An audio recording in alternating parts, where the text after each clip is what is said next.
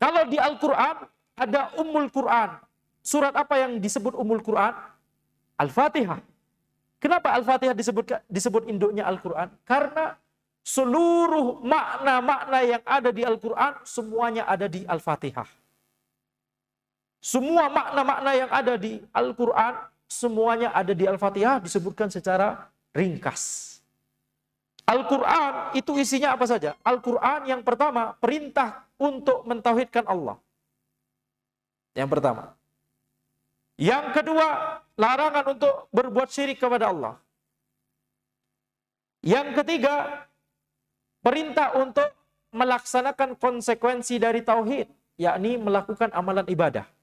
Salat, zakat, ya, puasa, ya, kutiba alaikumusiyam ya ayyuhalladzina amanu kutiba alaikumusiyam. Perintah untuk berpuasa. Ini masuk yang mana? Masuk yang ketiga. Perintah untuk melaksanakan konsekuensi dari tauhid. Konsekuensi dari tauhid apa? Mengerjakan amalan ketaatan. Maka seluruh amalan ketaatan dan perintah untuk menjauhi seluruh kemaksiatan, perintah untuk mendekati perintah atau larangan, ya afwan, larangan untuk mendekati zina, kemudian larangan untuk mengambil harta orang lain secara batil, itu yang larangan-larangan yang disebutkan di Al-Quran, itu semua masuk dalam makna yang ketiga, yaitu perintah untuk melaksanakan konsekuensi dari tauhid.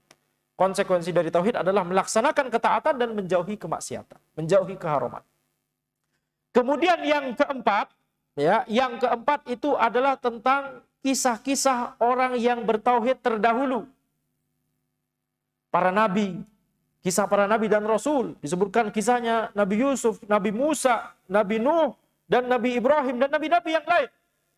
Ini masuk dalam makna yang keempat. Termasuk, walaupun bukan nabi dan rasul, tapi dia adalah orang yang bertauhid. Ketika disebutkan di Al-Quran, maka itu masuk dalam makna yang keempat. Kisah orang yang bertauhid terdahulu. Dalam rangka supaya kita mengambil teladan dari mereka. Contohnya siapa? Orang yang bertauhid yang dikisahkan di Al-Quran bukan Nabi dan Rasul. Siapa? Contohnya Dzulqarnain.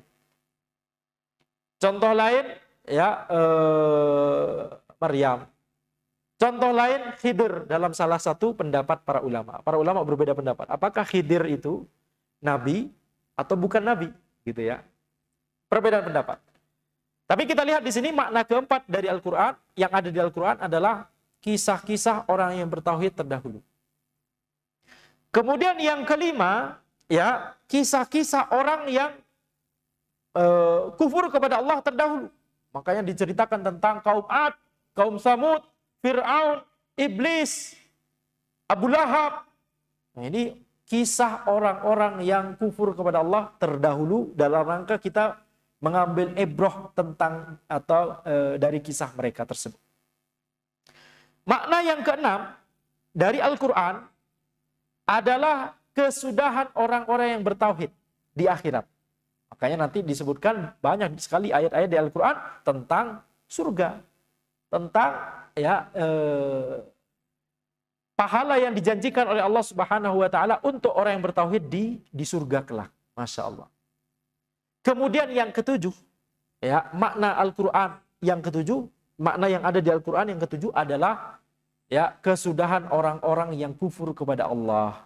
Makanya nanti di banyak ayat disebutkan tentang neraka, tentang, ya, hukuman-hukuman yang Allah telah siapkan untuk mereka di neraka. Nauzubillahi min dzalik. Maka ini adalah tujuh makna besar yang ada di Al-Quran. Ya, mungkin kita ulangi kembali, ya, supaya bisa dipahami dengan lebih baik. Yang pertama adalah perintah untuk mentauhidkan Allah. Yang kedua, larangan untuk berbuat syirik kepada Allah Subhanahu wa taala. Yang ketiga, perintah untuk melaksanakan konsekuensi tauhid. Yaitu, jadi yang pertama perintah untuk bertauhid, yang kedua larangan untuk melakukan kebalikan dari tauhid yaitu syirik. Yang ketiga, perintah untuk melaksanakan konsekuensi tauhid, yakni melakukan amalan ketaatan, menjauhi keharuman. Yang keempat, kisah orang yang bertauhid terdahulu. Yang kelima, kisah orang musyrik terdahulu. Yang keenam, kesudahan orang yang bertauhid nanti di akhirat. Yang ketujuh, kesudahan orang yang musyrik nanti di akhirat. Maka Al-Quran, kata para ulama, isinya semuanya tentang tauhid. Isinya Al-Quran itu semuanya tentang tauhid. Perintah untuk bertauhid, larangan untuk berbuat kebalikan dari tauhid, perintah untuk melakukan konsekuensi tauhid, kisah orang tauhid terdahulu, kisah orang musyrik terdahulu, kesudahan orang bertauhid nanti di akhirat, kesudahan orang musyrik nanti di akhirat.